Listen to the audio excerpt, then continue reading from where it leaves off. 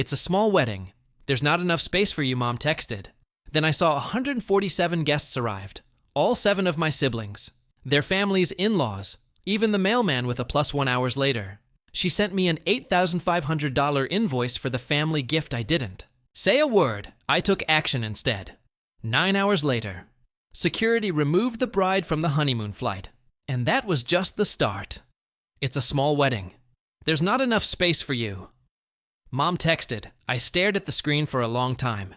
No emojis. No exclamation marks, just cold surgical words that landed like a slap across the face. The wedding. My sister Emery's wedding. The same sister I loaned $20,000 to last year when she maxed out her credit cards because of an emergency. The same sister who moved back in with my parents after getting dumped for cheating. Though my parents never called it that. They called it bad luck. And now apparently there wasn't room for me at the wedding. I didn't reply. What could I say that wouldn't come off as pathetic? I just closed my phone, placed it face down on the kitchen table, and sat there feeling that familiar pit open inside my stomach, the one they dug for years. But then came the real punch hours later. Curiosity got the better of me. I checked Emery's Instagram stories. A sweeping video of the wedding venue filled my screen. White silk tents, long tables, a live band tuning their instruments, people laughing, champagne flutes clinking. The caption read, "The entire family together to celebrate our special day." I swiped to the next story there. They were Mom, Dad, Emery, her fiancé Jason, my 7 siblings with their spouses and kids. Even Aunt Martha's new boyfriend made it, Uncle Dave. Cousin Kyle, who hadn't spoken to anyone in 5 years. Wow, even the mailman was there with a +1, 147 guests, but not me.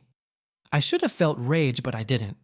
Not yet. What I felt was worse numbness, the kind that creeps into your bones after years of being the family's emotional ATM, the free babysitter, the crisis manager, the kind of numbness you develop when you've been the backup plan for so long, you forget what it's like to be anyone's first choice.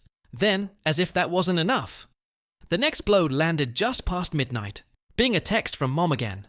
Since you couldn't make it to the wedding, we split your share of the family gift. It came to $8,500. Please send by Friday so we can close the group invoice. That was it. No how are you. No thank you, just a bill. Like I was a vendor, not her son. I didn't respond. Not because I had nothing to say, but because words wouldn't fix this. Words never did with them. Instead, I started planning 9 hours later when airport security dragged Emery off the honeymoon flight screaming. That was only the beginning. They always said I was the dependable one. Not smart. That was Rachel. Not charming. That was Daniel. But dependable, quiet. Steady, the one who'd pick up the pieces. Pay the bill, drive across state lines at midnight because someone forgot their passport. The one who doesn't make a fuss. I used to think that was love. I really did. When I got my first full-time job, I gave Mom access to one of my cards just in case when Daniel's startup failed. I covered 3 months of his rent. When Rachel's oldest got into that overpriced private school, I offered to help with the deposit. Before anyone asked, they never really thanked me, not properly.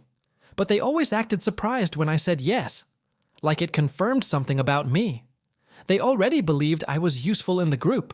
Chat, I was logistics, flights, bookings, hotel blocks, gifts me. No one said thank you, but they never had to. I trained them, not to. It got worse after Dad's second surgery. Suddenly I wasn't just the planner, I was the backup bank. Rachel called it support. Daniel said family takes care of family. But none of them ever sent me a dime last summer when Mom wanted a new deck built. She called me from Lowe's and read out the cost. No lead up, no small talk. Just, it's $9,850. Can you wire it now? Or tomorrow? I said nothing. Just logged in. Sent it. Closed the app. That's who I was until the wedding. That was the first time I hesitated. I asked casually if I'd be expected to help with anything. Mom said, No, it's small. You've done enough. You should have heard it then.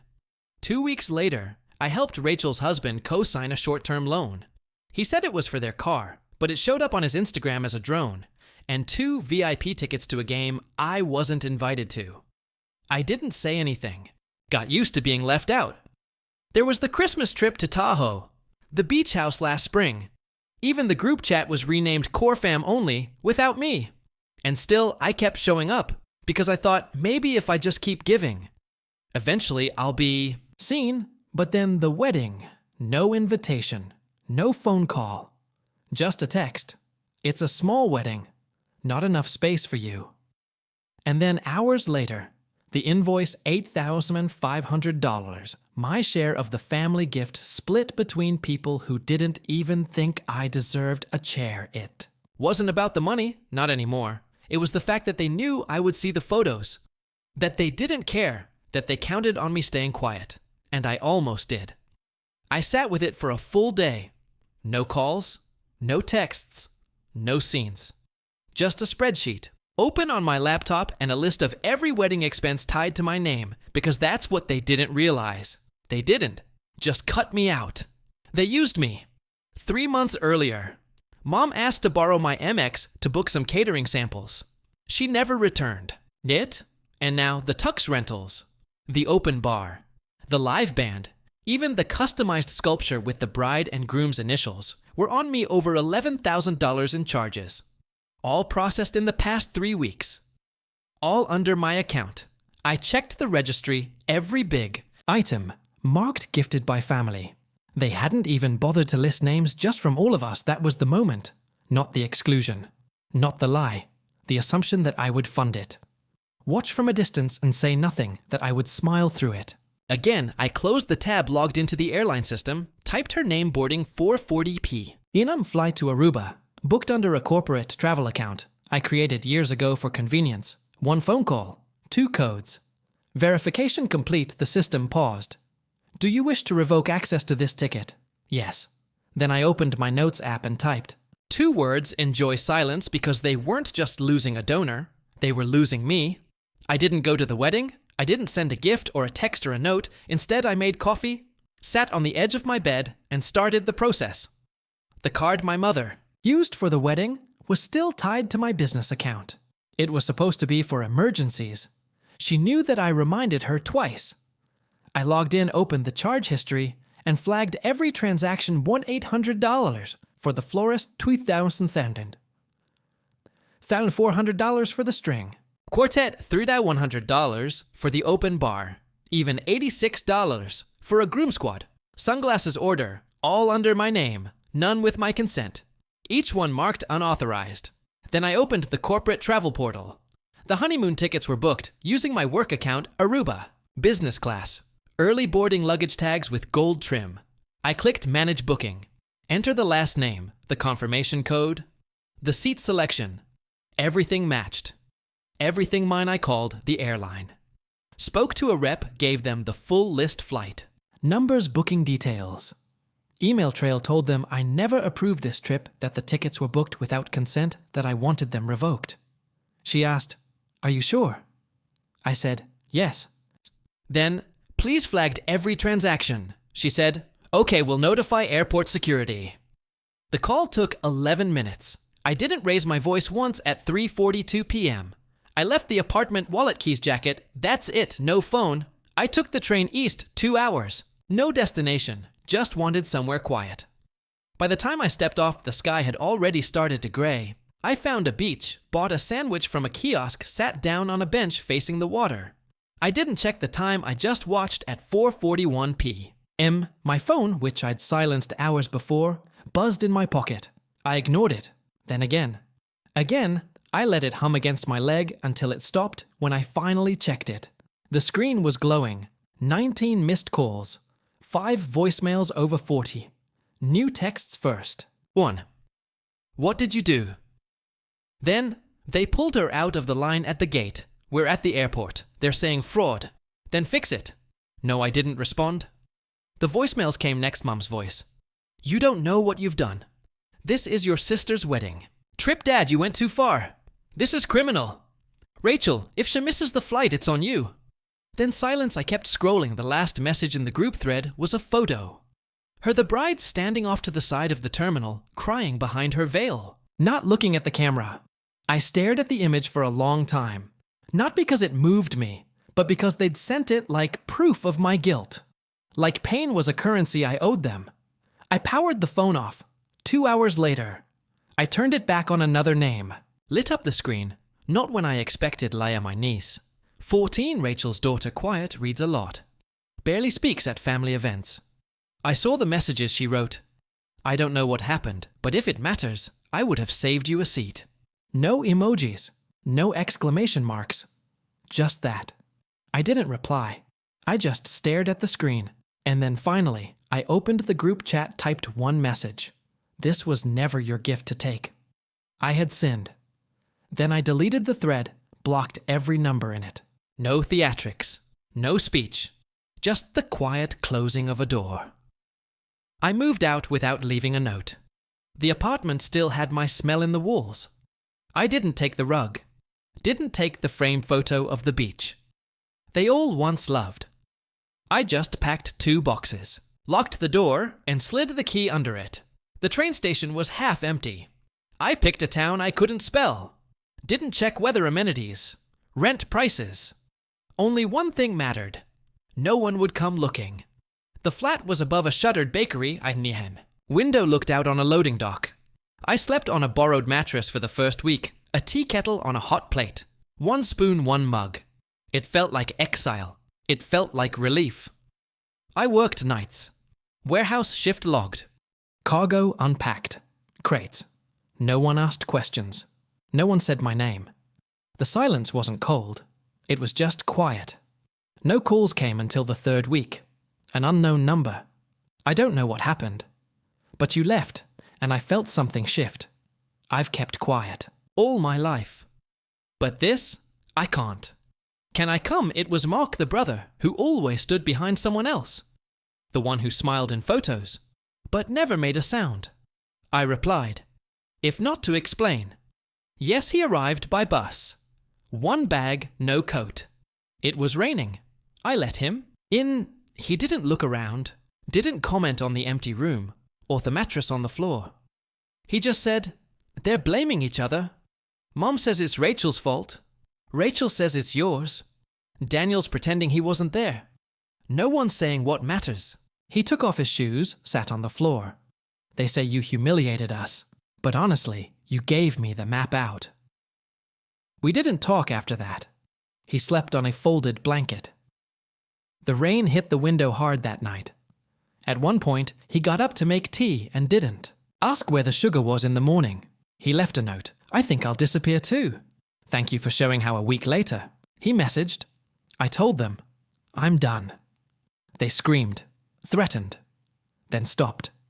It's silent now. I didn't think silence could feel this. Warm. I didn't reply. I pinned the message, that was enough. That same evening at work, I helped a woman stack heavy crates, didn't think much of it the next day. A note appeared in my locker. Handwritten, folded once yesterday. You helped me lift that. Stack? I didn't ask. You just moved. Everyone else walked by. I haven't been seen like that in years. Thank you, no name. No hint, just that I kept the note in my wallet that night. I dreamt someone knocked on my door and handed me an envelope filled with nothing but air. I woke up still holding my fist closed 2 days later. The past found a way in. Sideways, the landlord knocked. Said someone left a package for me in the hallway. No return address, inside a box of items. My old school ID. A family Christmas. Photo. A note in my mother's handwriting. Maybe one day you'll remember who you are. I burned the note in a dish on the stove, watched the paper curl, smelled the ink. Didn't touch the photo that night. I went for a walk. It was cold. The sky was empty. I stopped at the corner diner and ordered soup. The waitress looked at me and said, "You're new, you've got that look." I didn't ask what she meant, but she refilled my cup without charging back home. I opened the last box from my old life. Inside was a key. No tag. I couldn't remember what it opened, but I didn't throw it out. I placed it on the windowsill and left it there. Next morning, I took the box and left it beside the trash outside. Not in it, just beside. I didn't want it gone. I just didn't want it near me. Weeks passed, Mark message again. They think I've lost it, but I finally started sleeping through. The night, I wish I had done it sooner. I read the message, still didn't respond, but I started drinking coffee again. Not because I needed it, because it tasted like something slow one afternoon. I passed someone from my old job. He didn't see me, but I watched him talk on the phone fast, anxious pacing, and I realized I used to move like that. I walked the long way home, stopped at the library, signed up for a card, took out a book on carpentry, just in case I wanted to build something that night. I dreamed I walked into my old house and no one was there. Every room was empty except one mine. It had a mattress, a blanket, one chair, and it was enough 6 months after the wedding.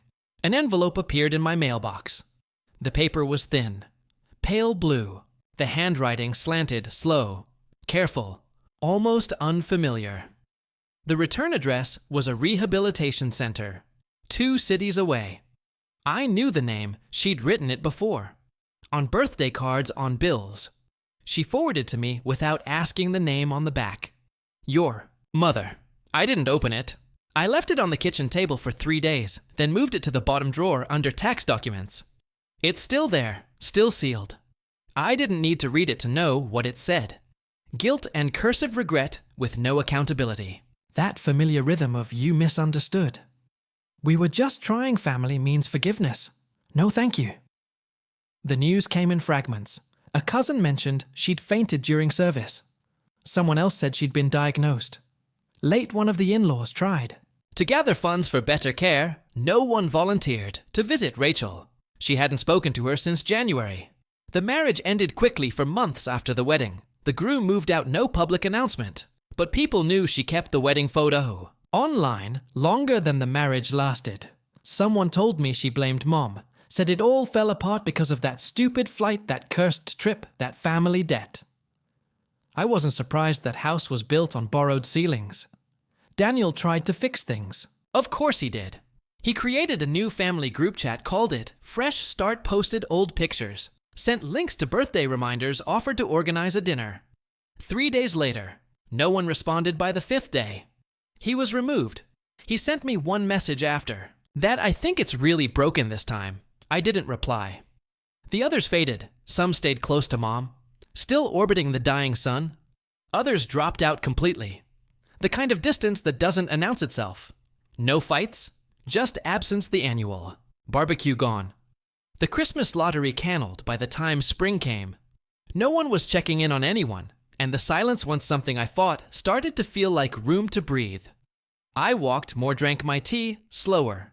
Left my windows open, bought secondhand. Books filled margins with quiet thoughts. One Thursday afternoon, I received a message: Leia, I finished school. Got into the college I dreamed of.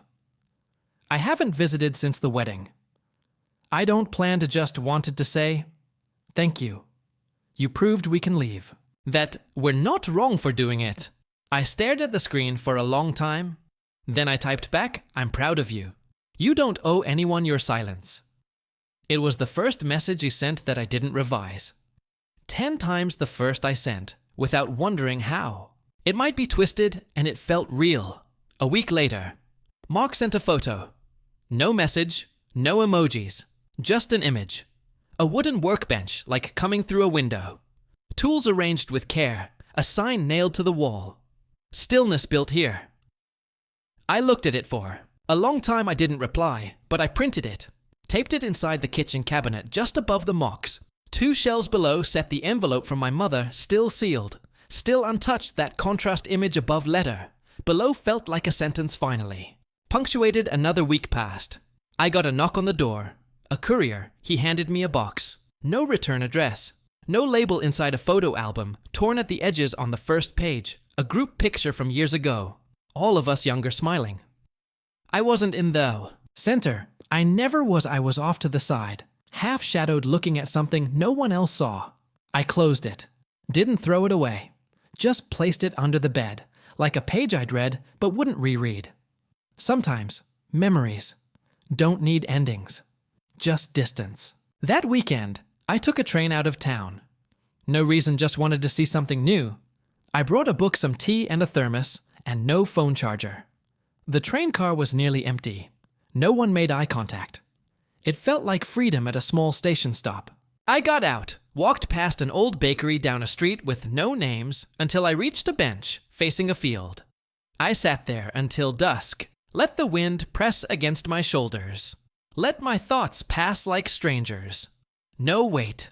No echoes when I returned home. The sky had changed. The air smelled different. Not fresh, just unfamiliar. It was enough that night I wrote one final thing. Not for anyone. Just for me, I was the one who left, and I did not return. Not to prove a point. Not to make them sorry. Just to be free. I folded the paper, placed it beside the envelope from my mother, and walked away. The past stayed in that drawer. I no longer dream of being heard. Now I just live. And that finally is.